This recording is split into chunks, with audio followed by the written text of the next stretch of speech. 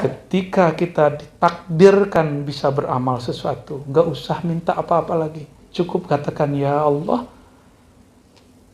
laka syukru wa lakal hamdu.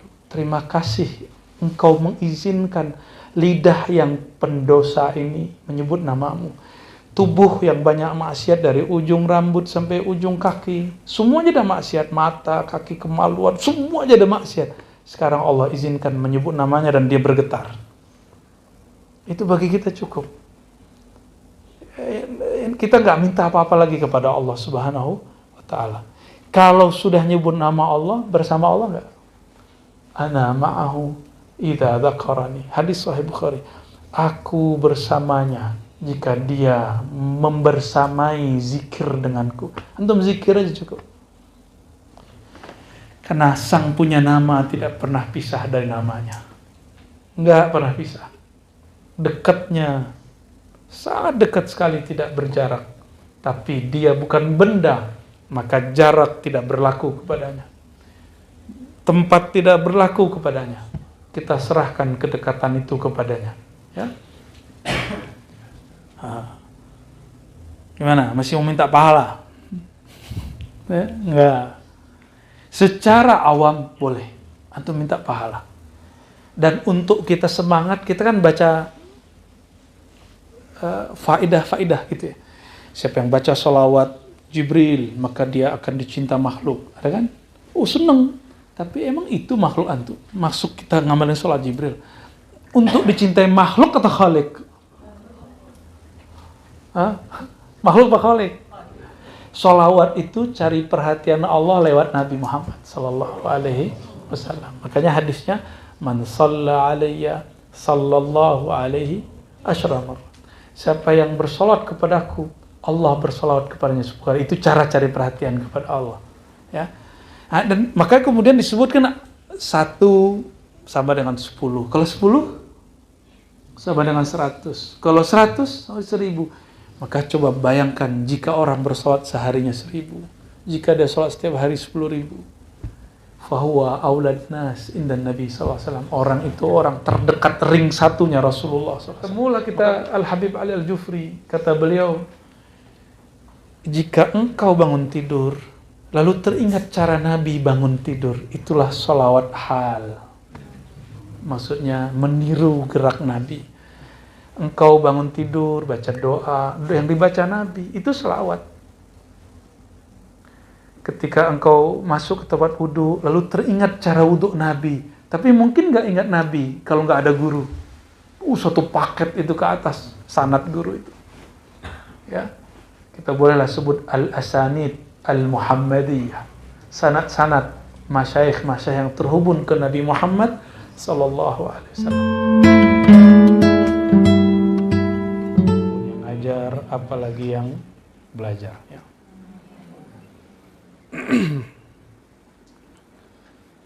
Ini request dari Buya Zul Asfi, Hasan Hamidi, Asy-Syafi'i, Al-Asy'ari, An-Naqsyabandi. Lengkap ya. Berat nggak tuh, Bu ya? Request supaya ngaji kitab Al-Inbah, karena bulan ini kita mungkin agak kurang ke Rupat ya. Jadi kita ganti waktunya. Alhamdulillah juga tadi sebelum maghrib ada Dr. Buya Aldomi Putra ya. Bil Arabiyah Putra ya. Tadi tafsir Al-Bahrul Madid, alhamdulillah. Tafsir yang ditulis oleh Imam Al-Arif Billah Al-Kutub Ar-Rabbani Syekh Ahmad Zarruq. Sahih Ibn Ajibah. Ibn Ajibah. Nah.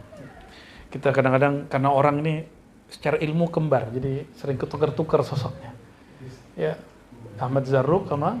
Nah, dulu kita mengkaji kitab Qawaidut Tasawuf ditulis oleh Sidi Ahmad Zarruq. Ya.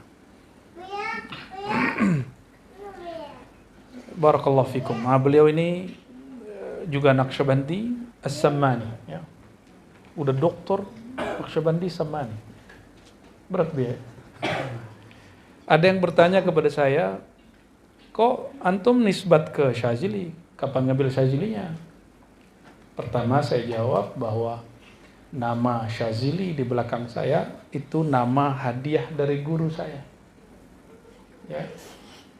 Jadi itu bukan gelar kemursidan, bukan gelar nisbat torikot, bukan gelar mazhab, tapi itu nama pemberian guru saya.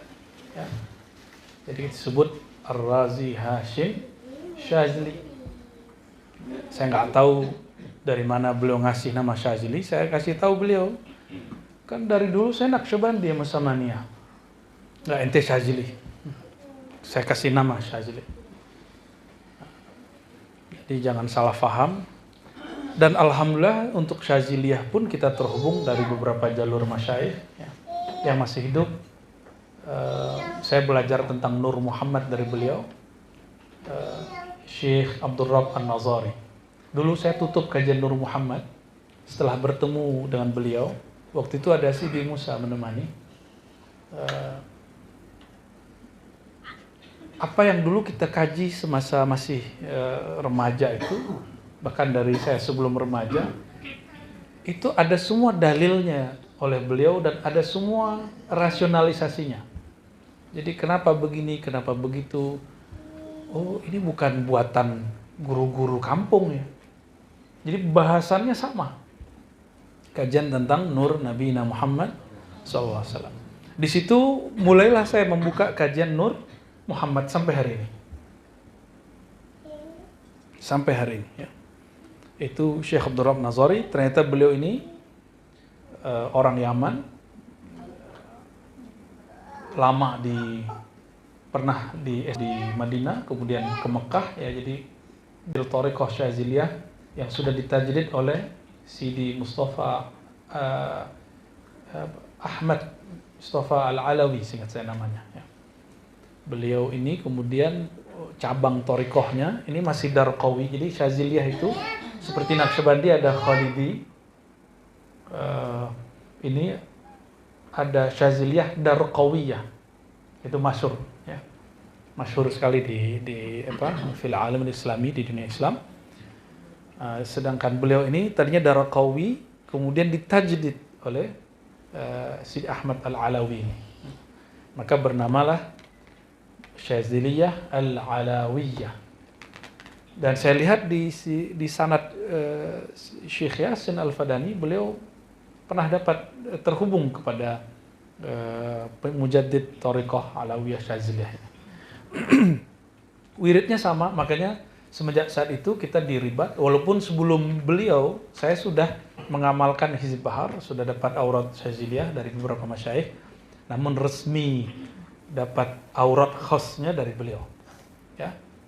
Dan beliau mengijazahkan semua jalur thariqahnya dan wabil khusus thariqah Syaziliyah. Maka secara amalan aurat saya banyak cenderung kepada Syazili dan Alawi tentu, dan zikir khafinya lebih cenderung kepada Naqsyabandiyah Al-Khalidiyah. Beberapa kali kita ngamalkan Samaniyah, Qadiriyah, juga Al-Aidrusiyah ya. Dan juga beberapa thariqah lain, seperti untuk sholawat saya suka Jazuliyah dan Idrisiyah ya, Jazuliyah dan Idrisiyah untuk sanadnya kita ngambil dari beberapa masyayikh, bahkan saya tajdid juga dari beberapa masyayikh. Kita ketemu ada Habib Muhsin Al-Kaf misalnya di Brunei, itu beliau ketemu dengan Sayyid Saleh Al-Ja'fari yang bersambung nanti kepada Muhammad Ali As-Sanusi yang merupakan murid daripada Sidi Ahmad bin Idris Al-Idrisi. Sidi Ahmad bin Idris Al-Idrisi inilah yang sering mendapatkan sholawat ruhiyah. Sholawat ruhiyah. Jadi sholawat itu nggak boleh dibuat-buat juga. Jadi bid'ah dalam usul fikih ma la yadullu alaihi dalilun syar'i, sesuatu yang tidak ada dalil syar'inya. Kalau bagi ahli ilham, suatu gubahan sholawat yang tidak ada ilhamnya, isyaratnya, itu dianggap bid'ah secara batin. Itu sebabnya nggak ada mursyid buat wirid baru kecuali dapat isyarat ruhani. Dan isyaratnya harus melalui al-bab al-Muhammadi, dari pintu Sayyidina Nabi SAW.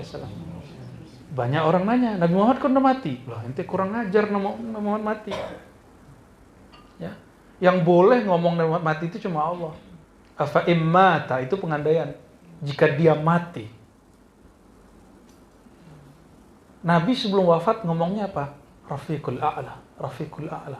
Maka kita semenjak saat itu afdal an naqul, mengatakan intaqala ila rafiqil a'la, berpindah kepada rafiqil a'la.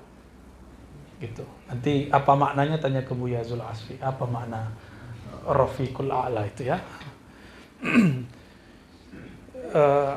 Jadi ada orang yang salah-salah adabnya. Termasuk dulu ada seseorang yang datang ke sini, terus dia tidak percaya ketemu Nabi secara rohani. Oh, berarti Nabi keluar dong dari kuburannya. Padahal ngaku aswaja loh. Ngaku aswaja, tapi nggak percaya bisa ketemu Nabi SAW. Batal nggak aswajanya itu? Menurut saya batal aswajanya. Ya. Ngaku aja pakai baju aswaja. Sampai ada kawan kita satu yang kemudian marah kan waktu itu. Tapi kita sudah biarin. Nggak percaya. Karena ngakunya aswaja, ngakunya bisa membentengi akidah. Ya salam ya. Nggak usah jadi penitia kebenaran lah. Kita ini sama-sama pencari kebenaran. Tidak ada orang yang berhak mengatakan dia lebih benar dari orang lain. Cukup mengatakan, insya Allah mujahadah saya begini dan saya yakin ini benar. Tapi itu bukan pasti kebenaran. Karena keyakinan masing-masing orang lain. Kebenaran itu satu milik Allah. Tapi kebenaran makhluk tidak pasti. Maka kita ini cuma menyebut wallahu a'lam bishawab, lebih dekat kepada kebenaran, bukan merasa paling benar ya. Itu juga kita nggak pernah mengatakan thariqat kita paling keren, nggak. Siapa tahu di luar sana ada mursyid yang meramu thariqahnya luar biasa. Kita juga nggak pernah mengatakan mazhab kita paling oke, nggak. Manhaj kita paling hak, nggak pernah ya. Kita sedang berusaha mencari kebenaran dan mendekat kepada Allah yang maha benar. Oh, berarti kamu penganut ini dong, sufastaiyah, kebenaran relatif. Oh, enggak. Kita mengatakan ada kebenaran mutlak milik Allah. Kita sedang mengarah ke sana. Bukan kita klaim, wah kebenaran bisa siapa saja, kamu benar, bukan begitu. Itu namanya relativism. Ya. Nanti kita di bab falsafah kita bicara itu. Musuhnya Aristo sampai Imam Ghazali.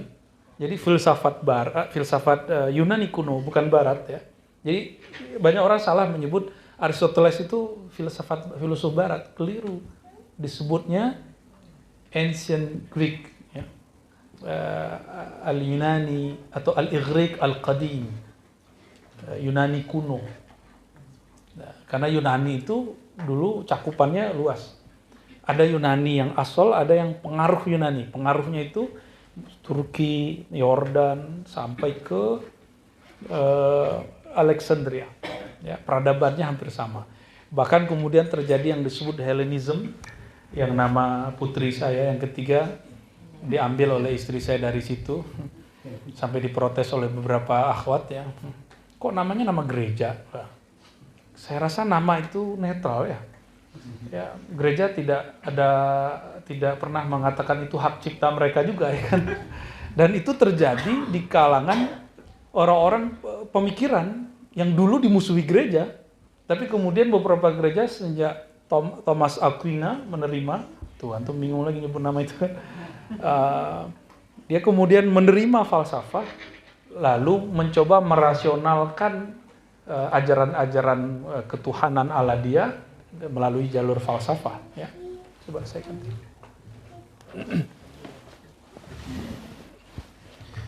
Baru kemudian kita dengar orang barat yang dulu sekolahnya di gereja akrab dengan filsafat. Ya. Nah, itulah Hellenism. Helen itu bacanya bukan Helen. Ellen. El itu bisa Tuhan, bisa cahaya, nur. Jadi tanwiriyah, pencahayaan, penerangan.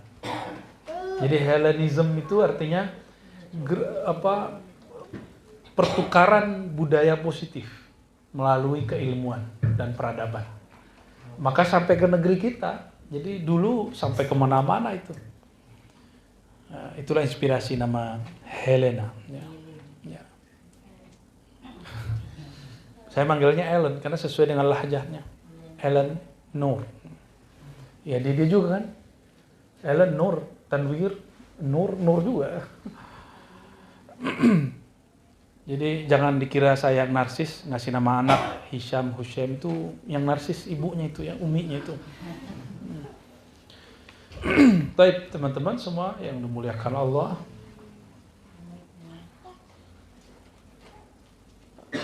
Alhamdulillah kita ditakdirkan Allah menjadi pembelajar. Maka disebut di dalam riwayat Darimi al-alim dan muta'allim itu syarikani fil ajr. Orang yang alim mengajarkan ilmunya dan yang belajar itu kemuliaan yang Allah berikan kepadanya hampir setara. Syarikani. Syarik itu bersekutu bersama. Tapi jangan gair dulu, guru itu tetap satu derajat daripada antum. Ya. Tetap satu derajat. Mau gimana kita, tetap di satu derajat. Walaupun ilmu kita lebih tinggi dari dia. Karena kita bisa seperti itu karena dia. Jadi kayak MLM, semakin banyak orang dapat ini, walaupun kita merasa diri kita lebih kaya, ya dia tetap dapat poinnya. Gitu ya. Nah ini harus diterapkan dalam adab kita keseharian, menghormati guru walaupun antum sudah sekolah tinggi. Ya.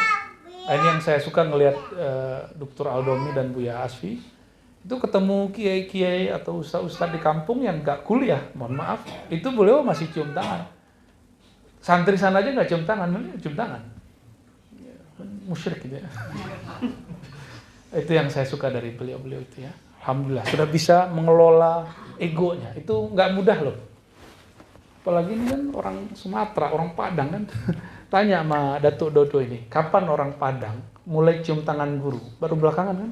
Semenjak antum ketemu Syekh Hisham kan?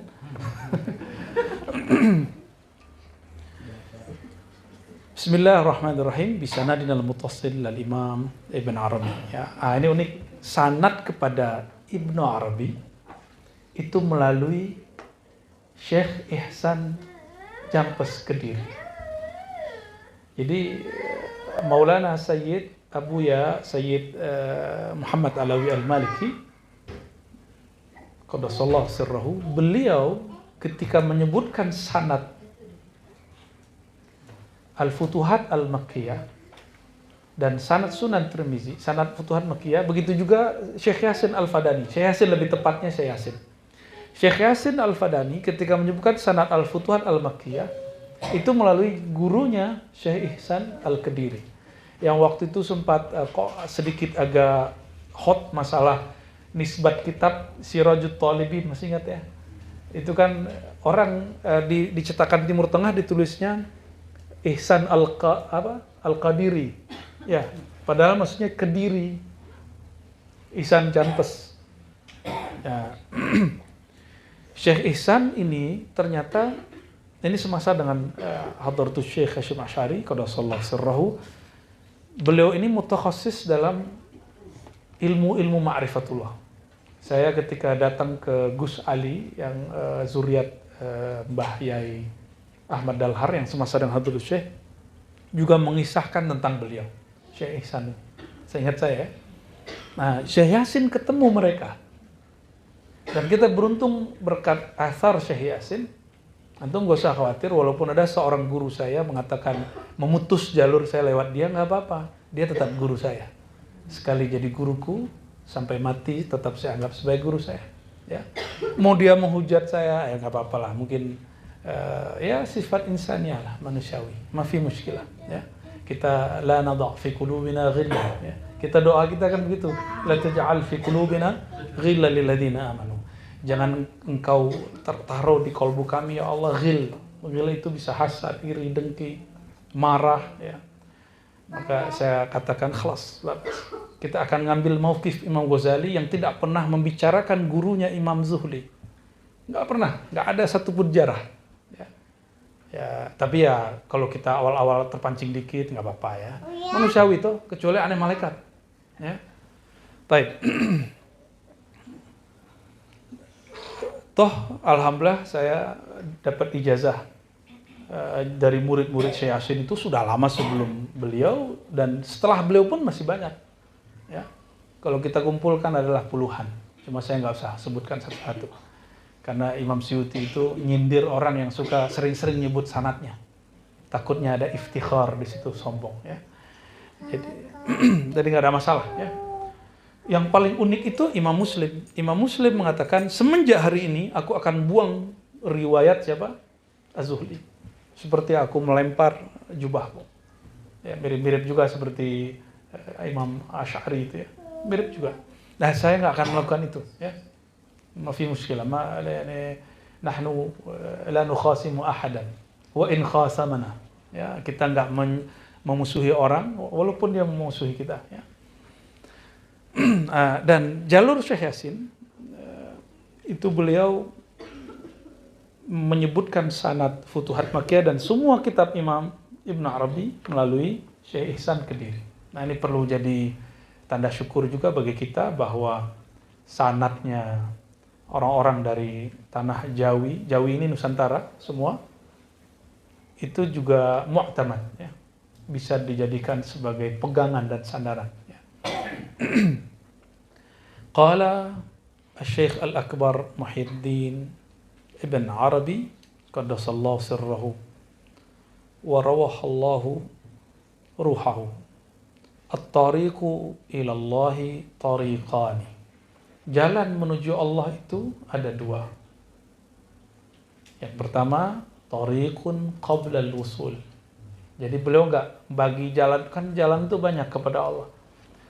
Bahkan Imam Abu Yazid mengatakan jalan kepada Allah itu sebanyak nafas makhluk. Ada juga yang mengartikan bukan anfas, tapi anfus. Sebanyak jiwa, sebanyak makhluk itu, sebanyak itulah jalan menuju Allah. Tapi dari semua jalan makhluk itu kepada Allah, beliau kemudian simpulkan bahwa jalan mendekatkan diri kepada Allah dua aja. Satu, jalan sebelum wusul, sebelum ada kesadaran bertuhan. Wusul itu terjemahannya kesadaran bertuhan. Ya. Secara harfiah wusul berarti apa? Sampai. Nanti orang bayangin sampai itu pindah-pindah. Kayak kita sampai di suatu kota. Ntar salah paham lagi seperti kita menjelaskan mengenai bab menghembuskan. Allah menghembuskan ruh. Yang kebayang sama orang jahil itu seperti puntung rokok dibagi dua. Mana ada begitu ya? Nggak ada begitu. Nafakha itu lafaz Qur'ani. Mengingkarinya kufur. Mengingkari lafaz Qur'ani kufur. Bahkan asyaddu kufran lah. Menambah-nambahinya bisa jadi bid'ah. Kalau bid'ahnya baik, hasanah. Kalau tidak, ya sayyi'ah. Maka kita nggak akan menambah-nambahkan lafaz nafkhu. Jadi bagi kita, ar-ruh nafkhullah, titik. Ar-ruh amrullah, titik. Udah dua aja istilahnya di Quran. Kecuali ada istilah lain di Quran. Ya. Nah, sama dengan masalah ini. Ya. Sama dengan masalah ini. Allah itu bukan benda, tidak bertempat, tidak memerlukan tempat. Maka jika disebut sampai kepada Allah bukan berarti berpindah dari suatu tempat ke tempat yang lain. Ya. Jadi saya menerjemahkan wusul itu lebih kepada kesadaran ruhani bertuhan. Jalan kepada Allah itu ada jalan sebelum kesadaran itu muncul.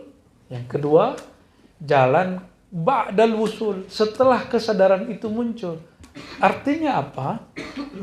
Orang yang sudah ada kesadaran bertuhannya nggak boleh berhenti. Dia harus terus berjalan. Nggak boleh berhenti di satu tahapan. Makanya Sidi Ahmad As-Sirhindi, mujaddid dalam Thariqah Naqsyabandiyah, ketika mengomentari masalah Ibn Arabi, beliau mengatakan, jika Ibn Arabi meyakini wahdatul wujud puncak tertinggi, sebenarnya di atas itu ada lagi. Tapi sepengetahuan saya, Ibn Arabi juga nggak ngomong begitu. Itu cuma hasil diskusi orang yang kemudian diluruskan oleh Syekh Ahmad Sirhindi. Ya. Masa Ibn Arabi nggak ngerti masalah gini? Nggak mungkin. Dia sangat faham. Maka dia tutup kajian dia ketika di Futuhat bahwa makom kepada Allah itu ribuan. Yang sempat dia tulis 500-an. Dan setahu saya membaca buku kitab-kitab tasawuf, yang paling banyak menyebutkan makom baru Ibn Arabi. Berapa tadi? Ya, 500-an. Manazilus Sairin Al-Harawi cuma berapa itu ya? 100 dia. Al-Harawi 100 ingat saya. Al-Hariri sekitar itulah. Ya, Suhrawardi lebih sedikit lagi. Udah diringkas lagi. Ghazali lebih sedikit lagi. Ya. Bu ya, suruh ke atas ya, Bu ya. Kasih jalan ya. Ini aman. Aman ya. Oh, baru ditanya aman.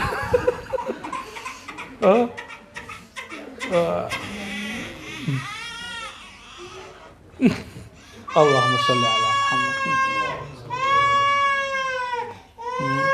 Spesial, malam ini spesial. Ada suara baby.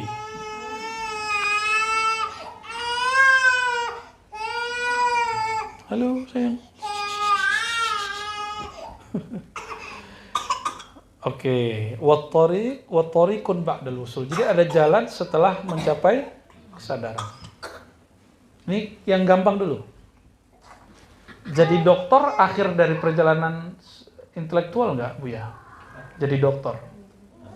Justru awal. Diangkat jadi mursyid, udah beres belum toriknya? Belum. Dapat ijazah kertas, secari kertas, aku ijazahkan engkau menjadi mursyid. Beres. Enggak. Makomat gak ada urusannya sama ijazah. Ya, ijazah itu cuma hak otoritas mengajar.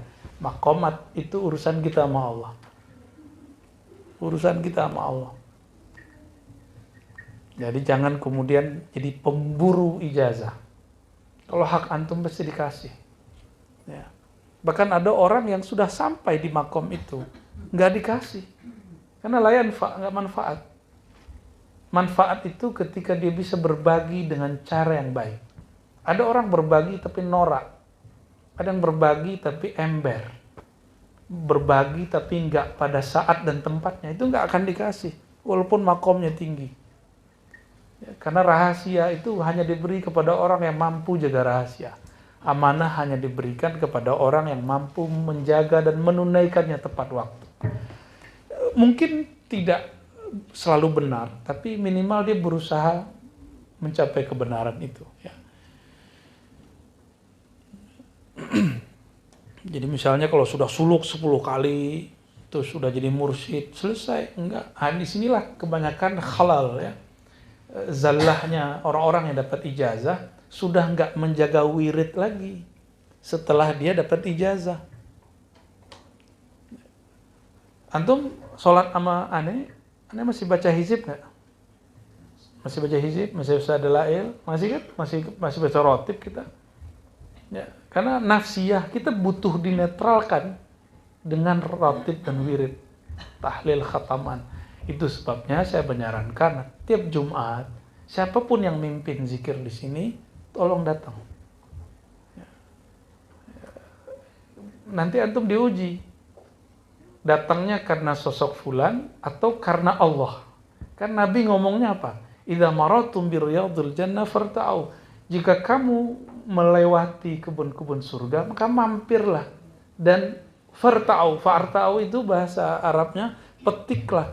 Jangan hanya lihat-lihat jadi juri, petik, ikut menikmati. Amati sebentar, cicipi. Gitu. Kalau kebun surga sudah ada di dunia, berarti padang pasirnya neraka sudah ada di dunia. Ya, hawa neraka sudah ada di sini. Surga itu nikmat, enak, nyaman. Maka kebun surga itu penandanya satu, as-sakinah. Ada kedamaian di dalam kalbu. Nah, itu yang dirasakan sama orang yang wirid. Jadi kalau antum cuma ngaji hari Selasa, pinter sih otaknya. Tapi nafsiyah ini nggak keurus, gelisah. Sama yang belajar koneksi rohani, tapi nggak punya aurat zikir, akan mengalami. Dia mungkin bisa koneksi rohani, tapi gelisah, jiwanya nggak bisa hilang. Cobain aja, makanya seorang yang melakukan latihan-latihan koneksi rohani, itu wajib, bukan lagi sunnah, wajib melakukan latihan-latihan wirid-wirid, riyadhah, mujahadah, sehingga ruhnya balance dengan nafsu. Kalau nggak, ruh kita pergi, itu yang disebut mati kolbunya. Kalau ruhnya udah pergi, mati kan. Jadi orang mati sebelum mati itu dua. Ada yang mati sebelum mati itu wusul kepada Allah, kesadaran kepada Allah yang muncul. Ada yang mati sebelum mati, mati kolbunya. Nah, ini yang menakutkan, ya. Nauzubillah min dzalik. Anggaplah kita yang pertama. Antum jangan ambil yang kedua ya. Anggap kita semua yang pertama. Jalan kepada Allah sebelum ada kesadaran bertuhan. Oke, kita ambil itu. Sudah. Ya, nomor 2 ini itu thariqatnya ruhiyah. Ruh. Sifatnya ruh. Kajiannya ma'rifat. Tapi memang harus beres dulu yang pertama. Fattariqul ladzi ilaihi qabla al-wusul. Jalan sebelum wusul, thariqah sebelum wusul, yadkhuluhu salik bi awsafil ubudiyah. Hanya dimasuki murid dengan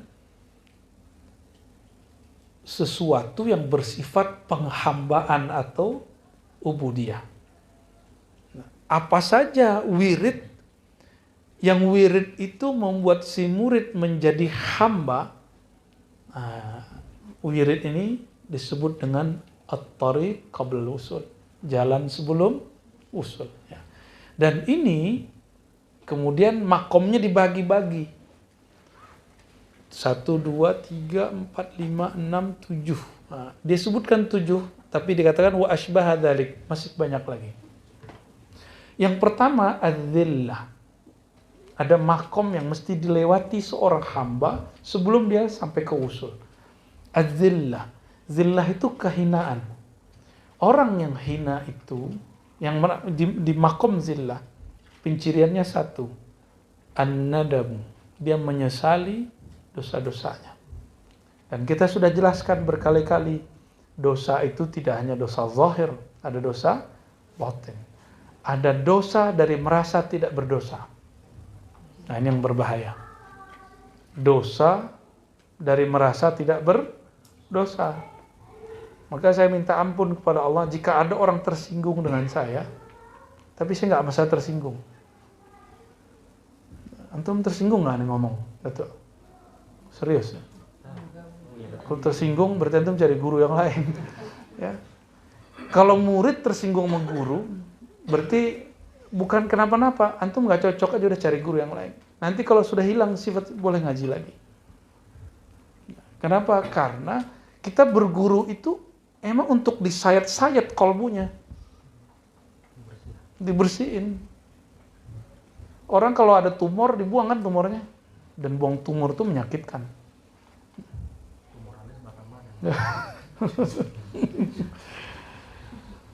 Baik, izillah. Maka zillah ini thariqahnya. Nah, dalam setiap makom itu ada thariqah. Apa thariqah zillah itu? Yaitu atau al-istighfar wa taubah. Yaitu istighfar dan taubat. Nah, kita biasanya kalau sebelum zikir, setelah syahadat, mulainya dengan istighfar. Digabung. Wal faqr. Yang kedua, apa arti al-faqr? Menerbitkan rasa membutuhkan, memerlukan bantuan Allah Subhanahu wa taala. Itu al-faqr. Gimana? Bukan memerlukan guru. Kita memerlukan guru itu karena guru itu menghantarkan kepada Allah, sederhana aja. Kalau enggak perlu guru itu. Tapi karena pintu menuju Allah hanyalah guru, guru itu bersambung kepada penghulunya para guru, itu baginda Nabi Muhammad SAW, maka wajib mengalami guru. Jangan ketipu dengan kata-kata orang yang mengatakan, nggak usah ikut guru, langsung ke Quran Sunnah. Lah yang ngajarin Quran dan Sunnah itu siapa?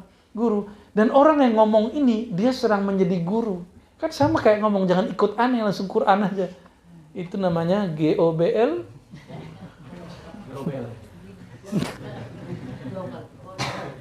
Itulah orang yang jahilun la yadri annahu jahilun. Dia nggak ngerti. Dan parahnya nggak ngerti kalau dia tuh nggak ngerti gitu. Dia jahil yang tidak sadar dirinya jahil. Murakab. Sampai-sampai ada ngomong gak usah ikut Syafi'i. Ya akhi.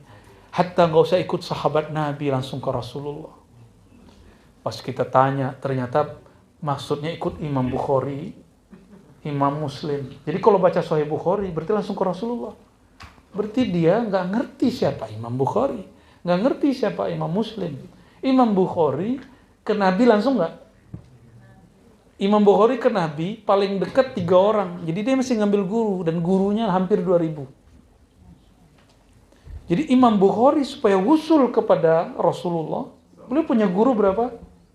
Hampir 2000, 1700-an kata sebagian masyayikh. Itu biar beliau terhubung. Lah sekarang orang mengatakan langsung saja kepada Sahih Bukhari.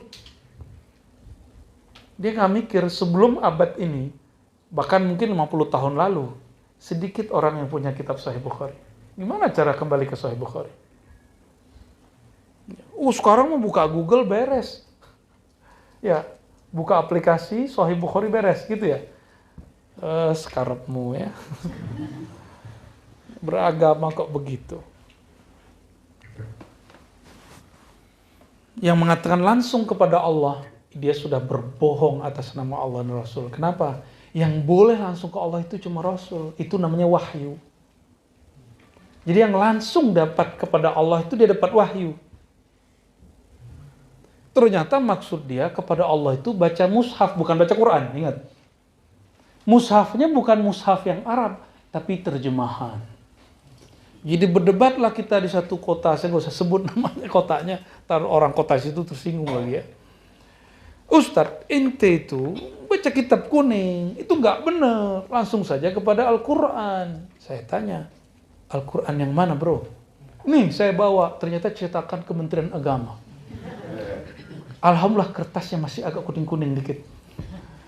Saya tanya, engkau kembali kepada Quran atau buku Quran atau terjemahan Quran? Mulai bingung dia. Mulai bingung. Yang penting ini Quran. Coba bacakan Quranmu. Dibacakan, yang dibacakan terjemahan.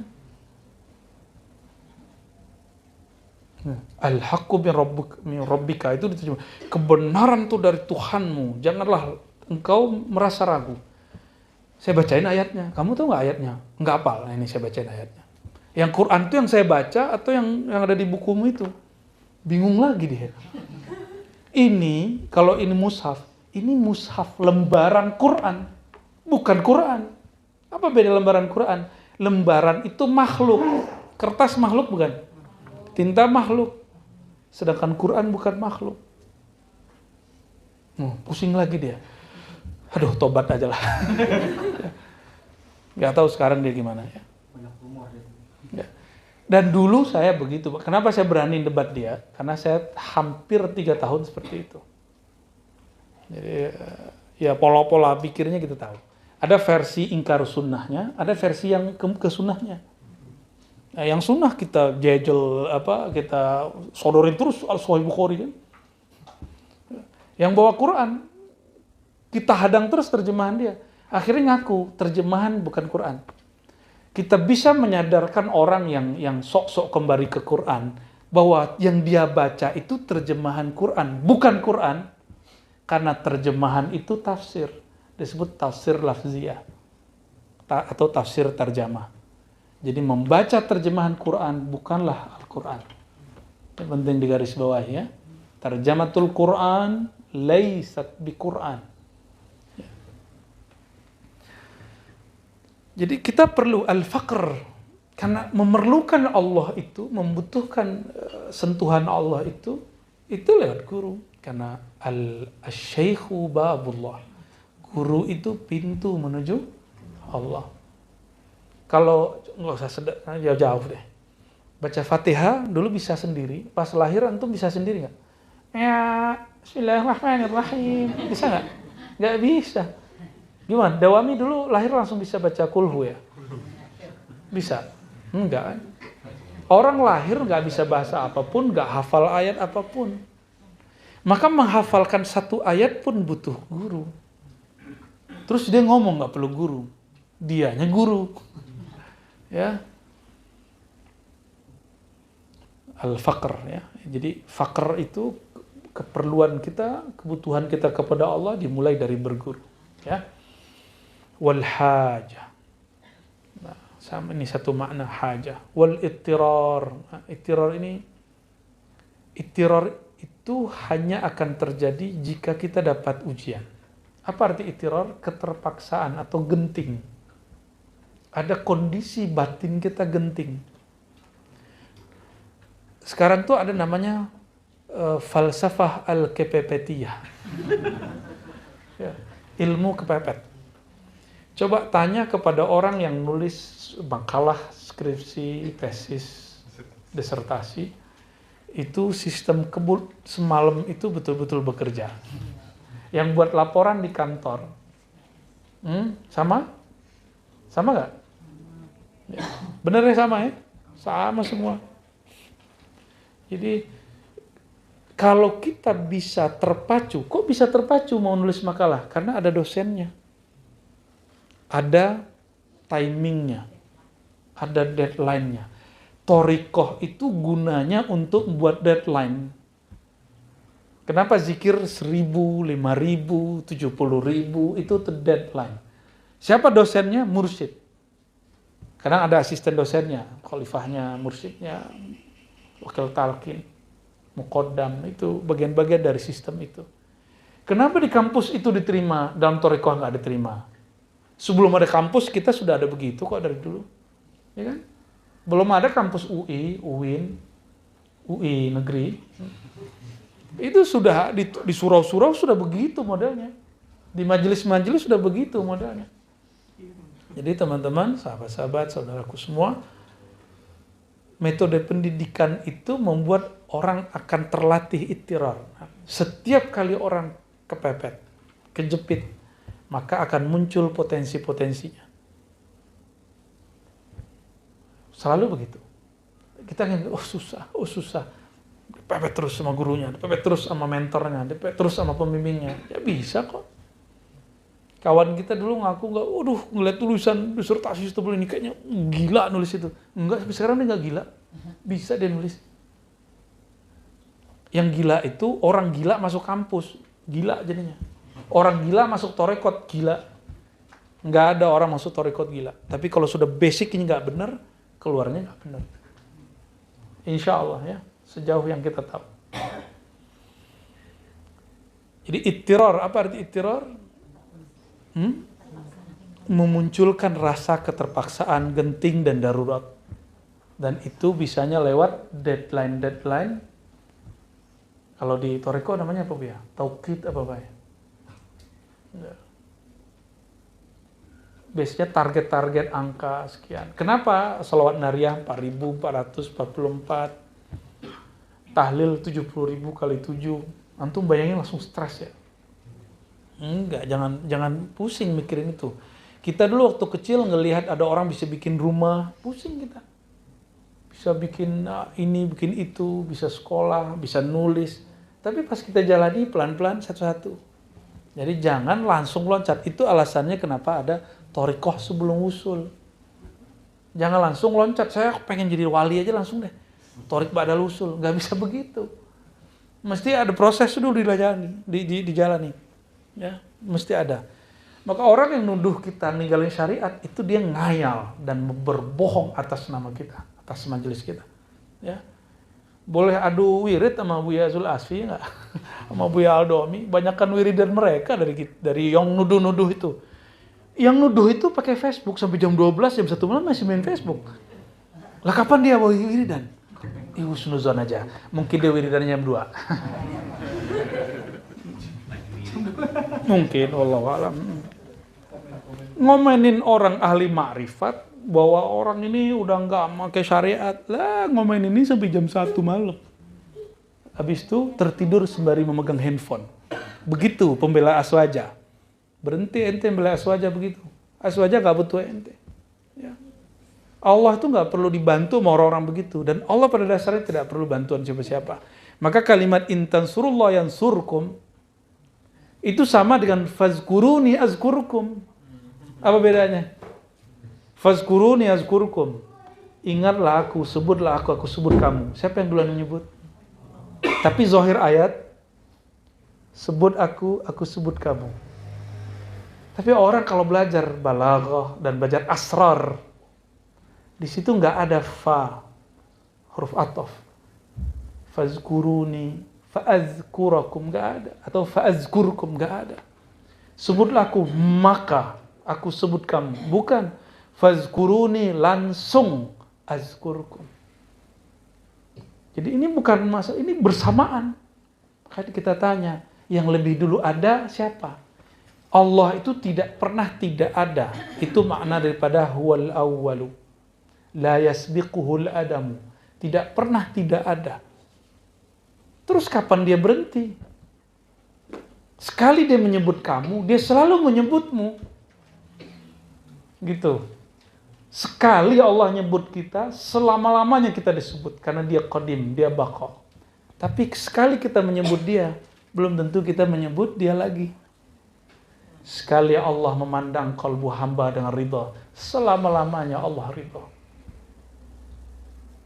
Karena Allah tidak berubah. Yang berubah itu makhluk.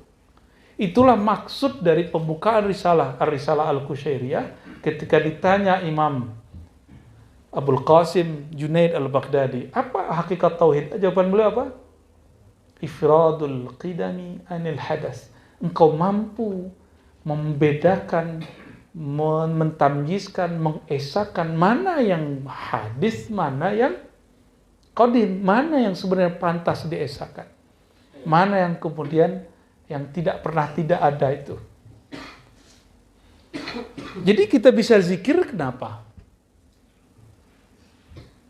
Karena kita diberikan kekuatan itu dan digerakkan kekuatan itu.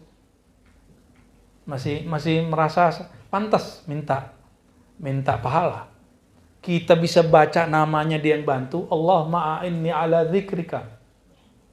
Ya Allah, bantulah aku menyebut namamu. Berarti menyebut namanya itu bantuan darinya. Kita minta pahala dari bantuannya. Itu namanya apa? Enggak punya adab ente. Enggak tahu diri namanya. Kok yang begitu sekarang yang banyak diajarkan? Dan kok bela-bela di bidang itu? Saya juga heran. Ya, antum heran enggak? Aneh pinjemin antum sesuatu, terus antum bilang udah dipakai segala macam. Minta mana bayarannya, mana pahalanya? Ya. Saya pinjam mobil ke Buya Azul Asfi, terus saya bilang bayarannya mana Buya? Lah udah minjem, minta bayaran. Jahilun murakkabun. Itu maksud saya kenapa kalau sholawat itu kita bisa sholawat aja syukuri. Hikam kan begitu ngomongnya. Hikam ngomong begitu enggak?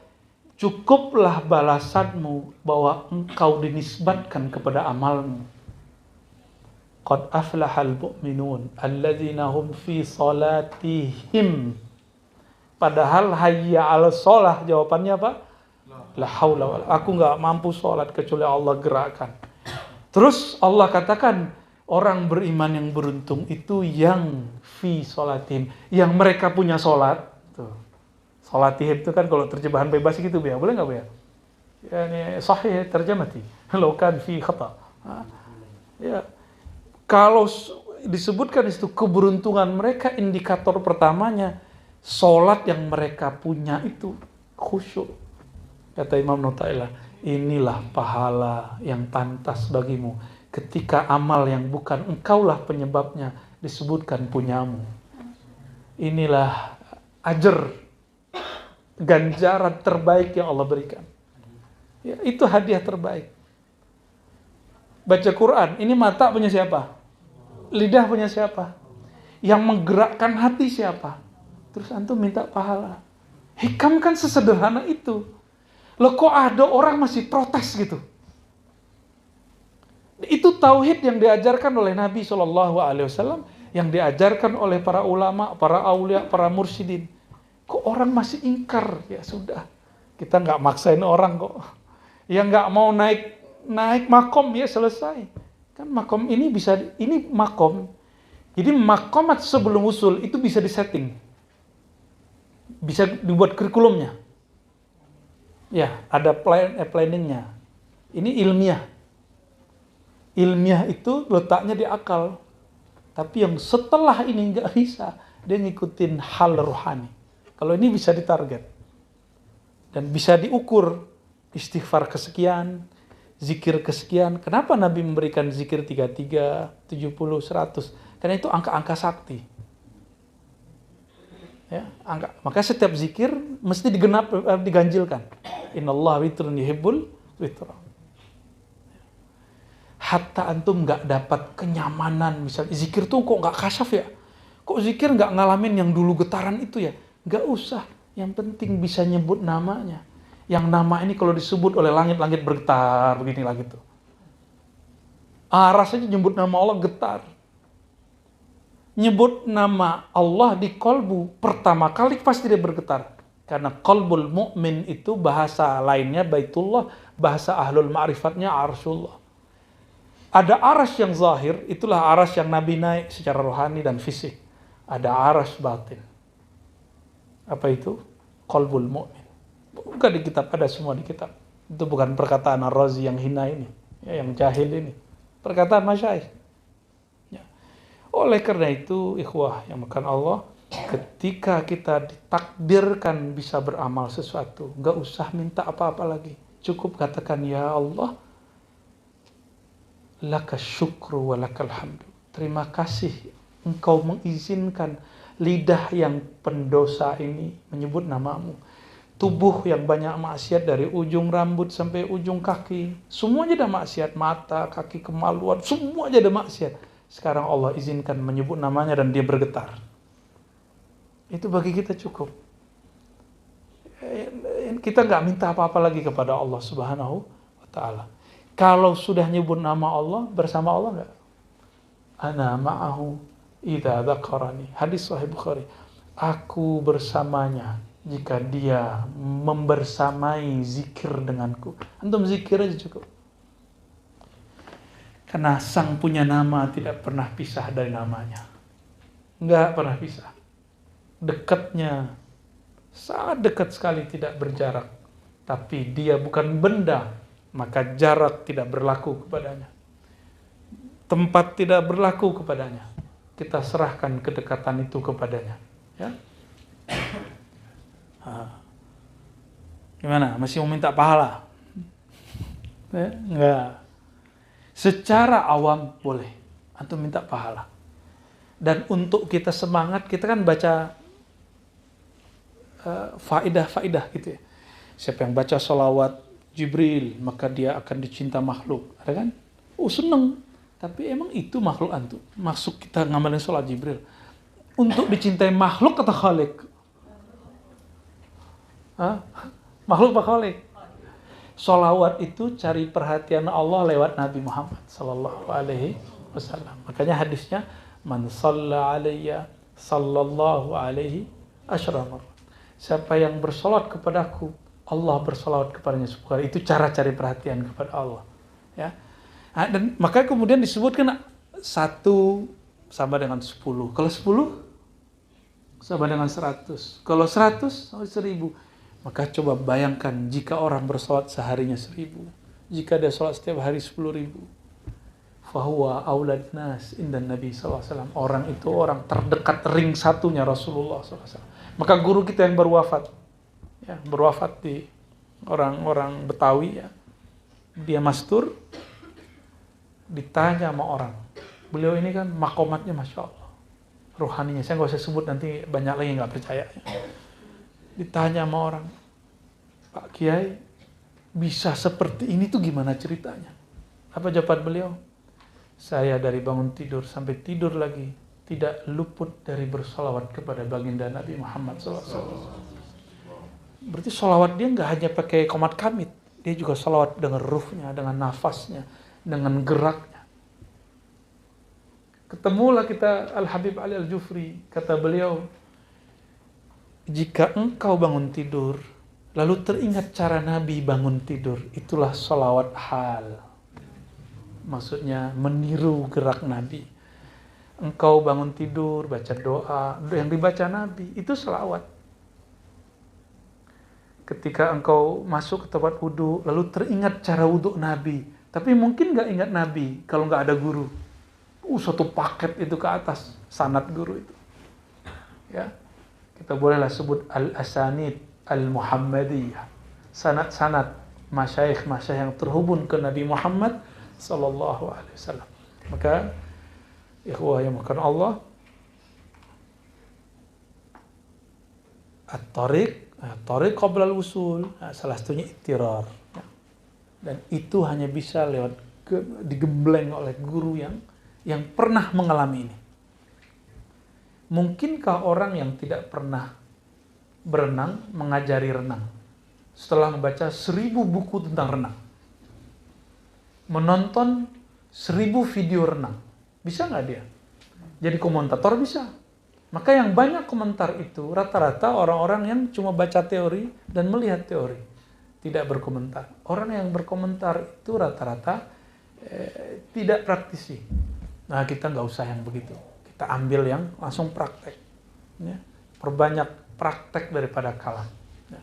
Tapi kalau sudah ngajar begini ya kalam yang banyak. Tapi kan emang saya ngajar tiap hari kan nggak juga kan? Emang Buya ini ngajar tiap hari kan nggak? Dibandingkan ngomong banyakin diamnya. Kira-kira begitu ya. Wat tamaskun. Nah, tamaskun ini belajar sederhana. Ya, ibu ya, soalnya belajar hidup sederhana. Meskipun kita punya belajar hidup sederhana itu bukan berarti antum nggak boleh punya apa-apa. Boleh punya rumah, punya mobil, punya motor, apa boleh. Tamaskun itu orang yang hidup sederhana, dia hanya menggunakan atau mengambil sesuatu yang bermanfaat dan tidak mubazir. Orang kalau tahu dia nggak berkecukupan, ada barang sedikit dijaga-jaga, ya, beras satu aja dia nggak mau buang. Nah, mulai coba hari ini kalau makan ada 1 butir kecuali yang sudah kotor, ambil habisin. Itu namanya tamaskun. Makannya nggak usah banyak-banyak, cuma mulai sederhana makannya. Ya. Orang miskin itu kalau makan betul-betul semangat, tapi dia syukur lebih banyak. Alhamdulillah hari ini masih bisa makan, gitu kata orangnya. Kalau orang kaya kan nggak, gini lagi, rasanya gitu mulu. Kalau orang yang sudah tamaskun, yang karakternya karakter yang bersifat sederhana, nggak, dia mensyukuri apa yang ada. Itu sebabnya Nabi mengatakan, ini Nabi itu bukan miskin. Imam Subuki mengatakan, orang yang mengatakan Nabi itu miskin, dia harus kena iqab, kena had. Ini Imam Subuki, ayah dari Tajuddin Subki, Taqiyuddin Subki, dan beliau Tajuddin sama fatwanya. Wa ana aqulu bihi. Ya, itu mazhab saya. Imam Subuki ini kan Syafi'i ya. Itu mazhab rohani, mazhab adab.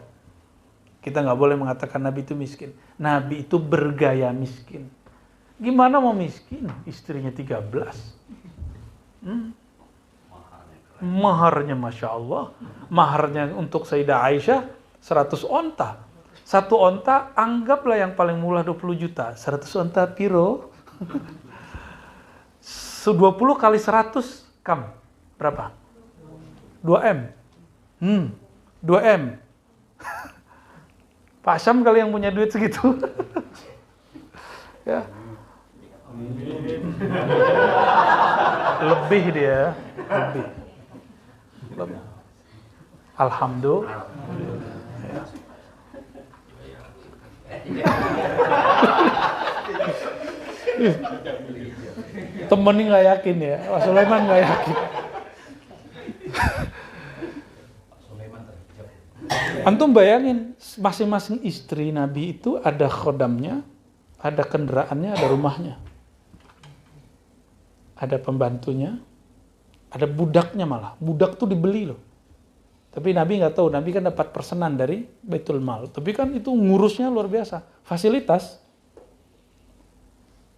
Nabi mengasih makan mereka, terus kendaraan. Masing-masing istri punya kendaraan bukan satu. Dan setiap istri Nabi itu seperti rumah panti sosial. Setiap hari ada orang minta. Mungkin nggak beliau itu miskin? Yang miskin itu orang yang tidak cukup penghasilannya. Nabi itu berlebih. Maka bisa memberi. Maka jadilah orang kaya walaupun dompet tipis. Ciri-cirinya suka berbagi, walaupun sedikit. Kalau antum sudah pelit waktu masih kere, nanti kaya, pelitnya tambah medit. Karena pelit itu penyakit di kolbu, dia seperti benalu, kalau tubuhnya besar, dia akan membesar. Jika hartanya banyak, dia akan tambah besar. Sombong juga begitu. Orang nih sombong, suka tukang ngejek, tukang ngomongin orang. Masuk Islam atau hijrah, yang di kolbunya belum dibenerin. Nanti mau jadi mursyid dia, tetap akan suka ngomongin orang. Cuma yang diomongin kalau dulu teman bisnis, sekarang teman sesama mursyid. Teman sesama ustadz dan dai. Sama modelnya, bahkan ini lebih dosa. Dulu dia ngomongin teman bisnisnya, sekarang dia ngomongin teman sesama pendakwah mursyid. Dulu dia ngomong jatuhin lawan bisnisnya, sekarang kemursidan itu dia bisniskan, maka dia kemudian mencari lawan. Itu fakta-fakta yang terjadi di dunia-dunia kolbu yang belum beres. Fi qulubihim maradun, penyakitnya belum beres kok. Mau diapain? Mau ijazah satu rim itu berapa kertas? 500. Satu rim itu cuma legalitas untuk mengajarkan. Loh, kitanya nggak beres. Kalau kolbu nggak beres, antum ngajarin murid, itu namanya transfer ketidakberesan ke dalam kolbu murid. Selama-lamanya kita emang nggak akan beres, tapi Rasulullah itu ngajarin cara memberesin kolbu. Nah, kita ini lagi belajar membereskan kolbu. Ya. Maka seorang mursyid yang hakiki nggak pernah merasa dirinya benar-benar mursyid. Dia menganggap dirinya hina, karena dia tahu dia melakukan, itu lebih hina. Nah, ini adab kita, ya, adab kita. Jadi saya duduk di sini bukan berarti saya lebih baik ya. Ini karena biar bisa ngeliat belakang aja nih ya, biar belakang juga bisa ngeliat kita kan, bener nggak? Ya. Kalau nggak saya duduk di bawah nih. Baik, ya, bukan ngambek, bukan. Ya. Tamaskun berarti bergaya hidup sederhana. Maka hadis Imam Ahmad yang mengatakan Allahumma ja'alni miskinan wa ahyini miskinan wa tawaffani miskinan, hadisnya sahih, pemahaman yang tidak sahih. Ya Allah, jadikan aku miskin, hidupku kayak seperti orang miskin, wafatkan aku seperti orang miskin. Itu maksudnya apa? Kesederhanaan, bukan kepunyaannya. Ya. Maka disebut tamaskun, bukan menjadi miskin, tapi mengambil gaya hidup seperti mereka. Hidup sederhana dan segala macam. Saya ngobrol sama orang-orang kaya ya, itu bajunya biasa. Ngobrol sama orang alim, pakai baju kaos dia. Tapi sama orang yang nanggung-nanggung alimnya, Masya Allah. Dulu Datuk Dodo ini, serbannya mengerikan. Bener nih ya. Naik angkot pakai sorban, Habib kata orang. Tapi masih bayar ya, berarti gak laku sorban antum. Seharusnya kalau sudah naik tuh, fadal ana sedekah buat antum ya. Doain angkot kita Bib gitu. Rendah amat ya? Enggak ya. Tapi itu namanya lagi jos, boleh, gak apa-apa. Jadi kalau ada kawan kita, ilmunya menurut antum nanggung, kan menurut antum. Antum punya ilmu nggak ngamalin serban, Bang Dodo dapat 1 kalap serban dipakai, itu lebih afdol ya. Cuma sekarang nggak tahu deh, ya, malu deh. Lagi dicuci. Nggak buat pakai helm. Nih Buya, ini coba tanya. Dulu awal-awal ceramah dakwah, baju itu penting biar disebut orang alim ya kan. Tapi lama-lama kita menemukan pola. Ternyata ilmu itu bukan fil libas. Benar nggak?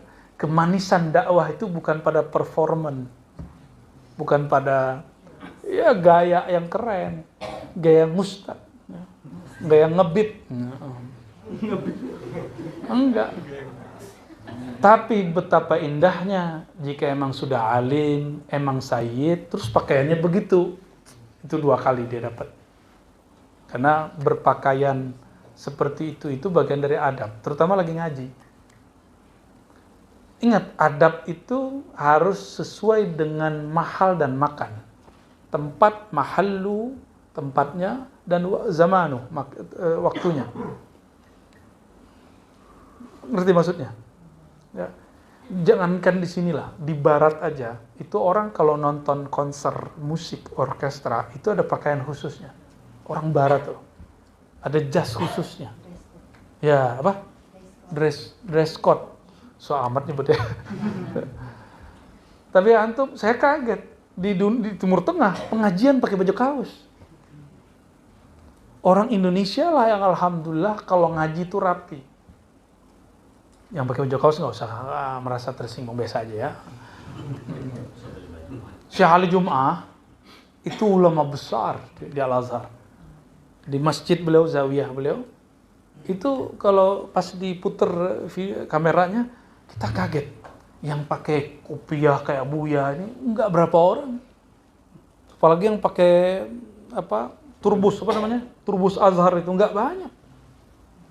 Tapi jangan dikira mereka bukan alim. Yang pakai baju kaos pelevis itu hafal alfiyah, hafal Quran 30 juz. Apalagi di Turki. Di Turki itu malah ada beberapa tempat, semua peraturan nggak boleh pakai kopiah kecuali di tempat ibadah. Makanya di sana itu ya yang seperti di Pulau Jawa, sampai ada kiai, santri masuk mall pakai sarung, pakai kopiah, ya itu negeri kita lah. Ya, negeri kita lah, alhamdulillah. Alhamdulillah negeri kita sangat rapi sekali. Sangat-sangat rapi. Ngaji itu, jadi ada pakaian ngaji, ada pakaian jalan-jalan, ya kan? Bener nggak? Bang Do pas kita berkemah kemarin itu kayak yang jagain villa. Pakaiannya. Kita mau nanya tuh tadinya, Mas. Wal khudu itu merendahkan hati. Nah, itu ada caranya, ada teknik-tekniknya. Nih mohon maaf, bersih-bersih di zawiyah tempat ngaji itu bagian dari khudu. Jadi jangan nunggu orang nyuruh, panitia nyuruh, jangan. Kelihatan bersih. Ini tempat ngaji bukan? Ini malaikat selalu turun loh ke sini. Malu sama mereka. Kita bersih-bersih. Malaikat tuh suka bersih-bersih dan harum. Ini kayaknya sudah nggak ngamalin ini nih bakal buhur. Bakal ada jin kok. Ya. Kalian buat fitnah baru, jin makan asap. Coba sebutin satu dalil saja bahwa jin makan asap. Ada nggak? Ada Bu ya? Wah itu kata orang lagi kesurupan tuh. Orang kesurupan dipercaya. Orang kesurupan kok dipercaya? Orang waras ente nggak percaya. Yang dipercaya orang kesurupan. Yang ngancurin nama Asmaul Husna, nama Ashabul Kahfi. Itu kan karena percaya sama kesurupan. Hancur-hancurin. Itu kan penghinaan terhadap nama-nama Ashabul Kahfi. Itu anbiya loh. Ashabul Kahfi itu nabi-nabi yang tidak disebutkan namanya sebagai nabi. Dulu tuh nggak ada istilahnya wali. Orang tuh dulu kalau nggak nabi rasul. Kalau kenal Allah nabi. Kecuali orang awam. Kalau dia punya kekhususan seperti Ashabul Kahf, Uzair, bahkan orang yang disebutkan di dalam kisah Sayyidina Sulaiman yang diberikan ilmu daripada kitab. Namanya siapa? Asif. Itu hakikatnya dia nabi, dia bukan rasul. Maka dia ngikut kepada syariat Nabi Sulaiman. Al-khudu itu belajar ya. Kalau kerja bakti, gotong royong, kemudian apa yang kita buat. Ya, termasuk misalnya bawa makanan, itu bagian dari khudu. Saya tahu gimana sulitnya hidup Bang Do ini, tapi kalau setiap kali majelis bawa, ada aja yang dilebihin sama dia. Barokah ya, barakallahu fikum.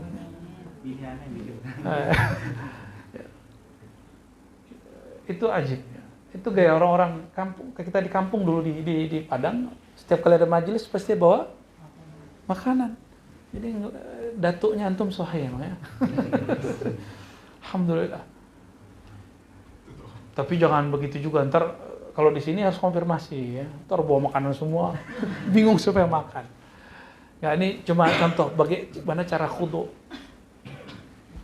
Ya kalau lagi rame-rame piring kotor, bersihin walaupun ada nanti yang mau bersihin. Kayak gitu. Kita beradab ya. Cara khudu. Jadi khudu itu menanggalkan ketinggian ego. Itu nggak mudah. Atau dikata-katain orang, nggak disapa orang. Loh emang kita ini orang hina, nggak disapa juga nggak ada apa-apa tuh. Kita kan suka baperan. Sisi manusiawi kita ini suka baperan. Nggak merasa, nggak dihargai kok. Ngapain itu. Dan yang paling berat itu orang yang berilmu dan bernasab. Jadi siapa yang emang diberikan ilmu, bernasab, berhasab. Hasab ini mungkin jabatan dan segala macam, pangkat. Ini ujiannya berat di sini. Di khudu ini berat sekali. Kalau bisa ngelalui, Allah akan berikan kemanisan dalam khidmat, dalam taat, dalam ilmu dan ma'rifat. Nikmat sekali. Itu yang berat. Ya. Orang-orang begini yang bisa dibimbing, kalau nggak bisa dibimbing. Khudu inilah. Antum nih sekolah alim, terus dikata-katain nama Ar-Razi, terima nggak? Ya. Gimana? Orang alim, udah pinter, udah baca kitab ini, wah ini udah baca kitab begitu. Baca sih iya, paham kan belum tentu. Ya. Apa salahnya kita berbagi faham? Kenapa ulama dulu suka mengulang baca kitab? Kadang-kadang baca pertama tidak faham, baca kedua faham. Wa al-khusyu', lalu belajar khusyuk. Nah, khusyuk itu belajar untuk memfokuskan qalbu. Itu berat sekali. Mau antum itu sudah jadi mursyid, jadi wakil talqin, coba aja zikir nih. Pasti ada pikiran macam-macam. Dan itu selama-lamanya. Tanda bahwa syaitan itu aduwwum mubin. Musuh yang nyata. Kalau nggak ada itu, saya curiga. Jangan-jangan setannya antum. Jadi kalau nggak ada gangguan-gangguan ini, rasa takut, itu wajar. Takut itu bisa dihilangkan kalau berguru dengan benar, buang ilmu-ilmu yang nggak benar. Rasa takut yang gelisah yang ada di sini, itu rata-rata dulu kita pernah belajar ilmu-ilmu yang tidak bermanfaat. Makanya berdoalah, ya Allah aku meminta ilman nafi'an, ilmu yang manfaat. Itu aja minta terus.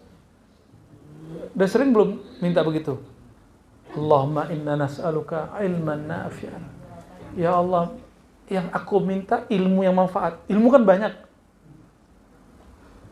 Coba, Dawami perlu filsafat Greek nggak? Yunani nggak perlu. Perlu filsafat Descartes, ya, atau Sartre, atau nggak perlu kan? Pak Letkol nih, perlu nggak dengan konsep al-lazzah inda Ibn Sina? Perlu nggak? Nggak perlu. Jadi kita belajar ilmu yang bermanfaat. Manfaat itu dia aplikatif dan bernatijah.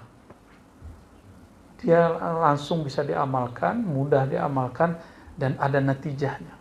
Natijah itu buahnya. Buahnya pada rohani, apalagi pada jasmani.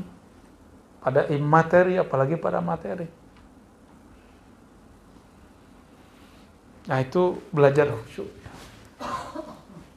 Nah, karena belajar khusyuk ini bisa dikurikulumkan, itu sebabnya zikir itu dipejamkan mata, disebut nama Allah, diambil dari satu titik batin, disebut latifah, ditarik ke titik yang tertentu, dibawa ke bagian mana, dihunjam ke dalam kolbu.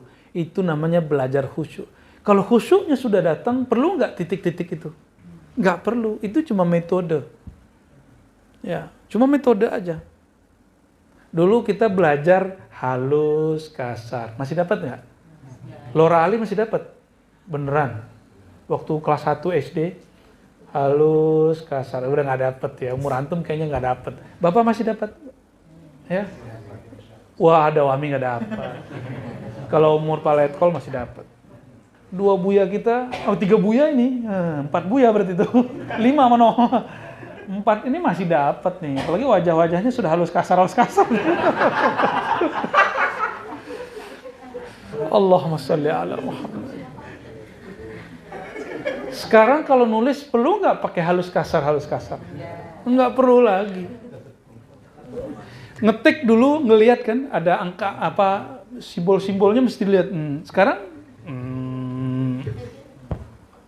sama orang yang sudah terlatih setiap hari mengetik nama Allah di dalam kolbunya, dia nggak perlu lagi megang-megang tasbih. Kalaupun pegang tasbih itu cukup seperlunya simbol. Kata Imam Al-Hasan Al-Basri, ya Sayyidi, kata muridnya Hubaib Al-Ujaimi, engkau ini sudah jadi orang alim dan terkenal kewaliannya, masyhur kewaliannya, karamahnya, kok masih pegang tasbih? Apa jawaban beliau? Aku suka mengingat Allah dengan lisan, tangan, dan kolbu sekalian.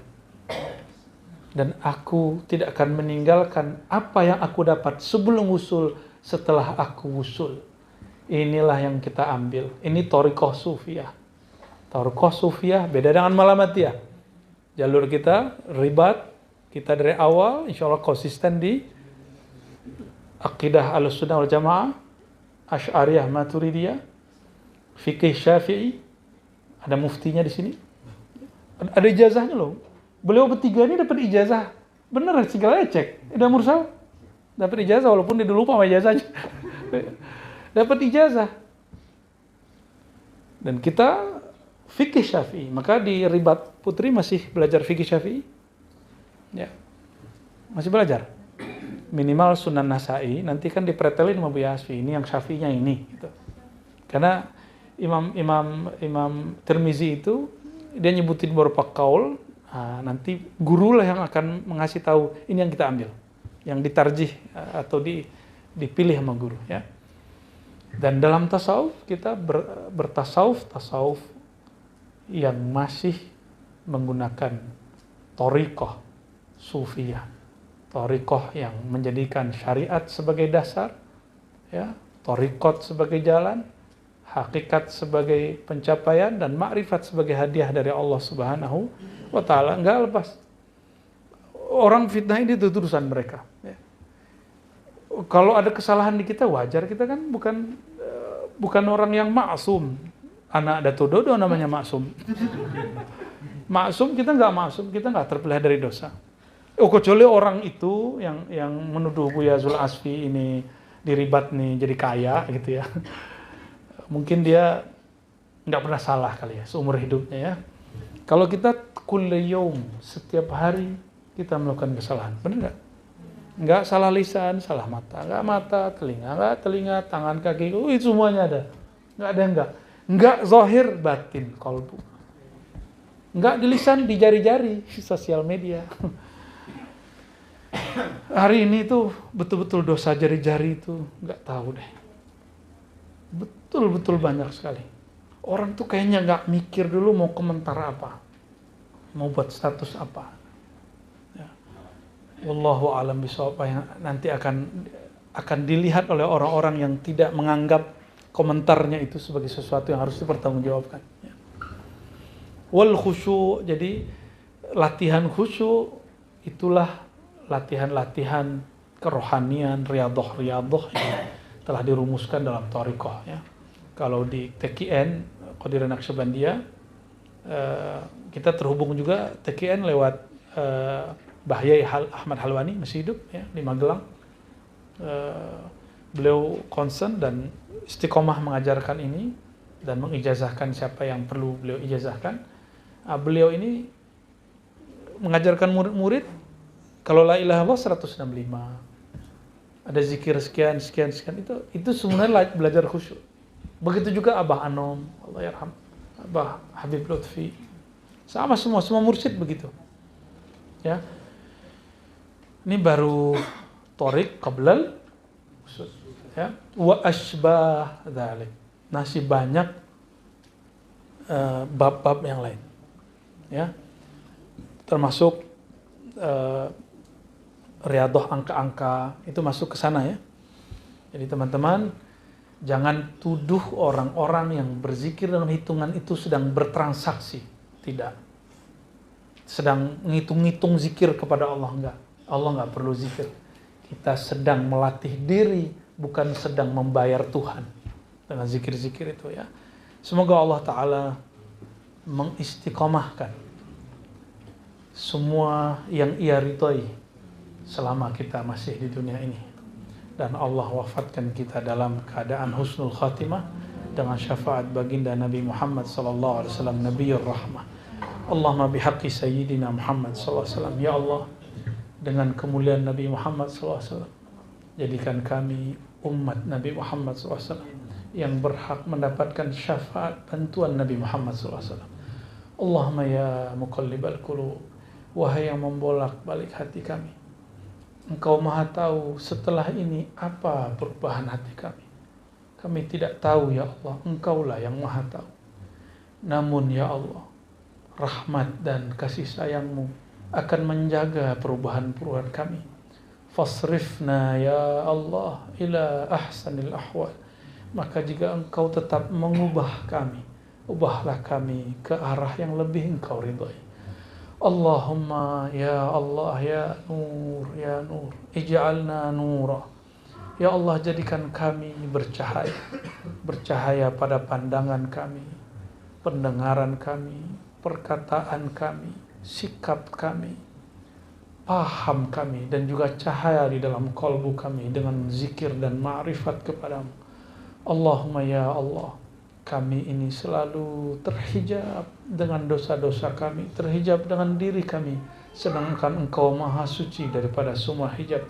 Maka ya Rabb, izinkan irfa annal hujubah, singkapkanlah, angkatlah hijab-hijab itu ya Allah dari diri kami.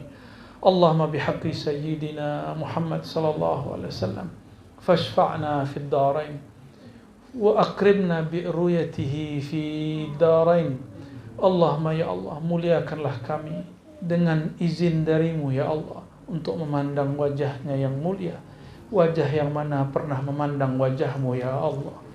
Allahumma ya Allah, terakhir kami berdoa ya Allah, ikhtimna ya Allah bis sa'adah, wa la takhtimna ya Allah bis sakhawah.